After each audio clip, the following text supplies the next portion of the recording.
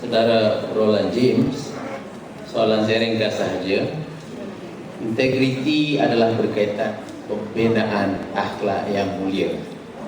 Boleh anda terangkan apakah kaedah yang paling berkesan untuk menerapkan nilai-nilai integriti dalam masyarakat?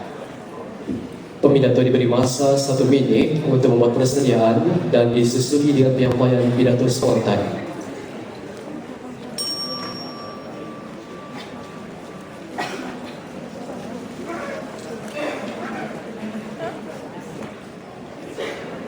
Tuan-tuan dan puan-puan sekalian, dalam usaha kita mengorak langkah menuju ke wawasan 2020 merupakan visi kursi negara.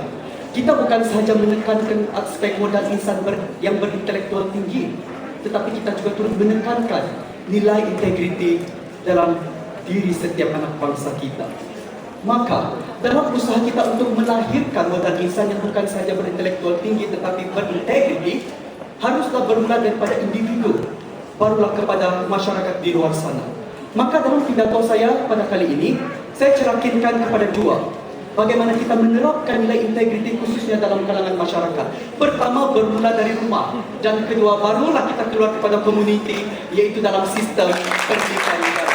Pertama, bermula dari rumah. Secara kita anak-anak merupakan aset negara pada masa akan datang. Karena Ibnu Khaldun sendiri berkata, apabila kita melihat masa depan negara, lihatlah anak-anak pada masa sekarang. Maka bermula dari rumahlah ibu bapa yang bertanggung jawab mencorakkan bagaimanakah corak kain putih yang perlu kita lakukan dalam usaha menerapkan nilai-nilai ini. Seperti didikan nilai moral dan agama, musyawarah dan solat berjemaah, agar kita sedar bagaimana sebenarnya masalah kita.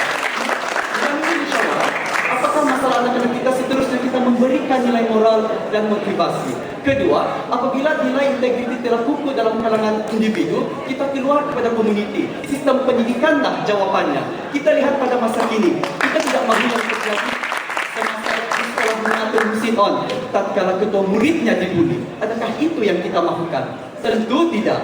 Maka kerajaan melalui Kementerian Pelajaran Malaysia tidak pernah alpa pelbagai usaha segera diupayakan. Buktinya tuan-tuan dan puan-puan, mata pelajaran pendidikan moral dijadikan mata pelajaran keras pada hari ini. Tidak lupa mata pelajaran sivik dan kewarganegaraan, seterusnya mata pelajaran yaitu subjek sejarah diketengahkan tanpa membelakangkan sains dan teknologi. Kita tidak meninggalkan kepercayaan mereka pada hal ini dalam betul, tetapi kalau kita ingin membina satu bangsa mengikut acuan sendiri, nilai integriti perlu menjadi pelengkapnya.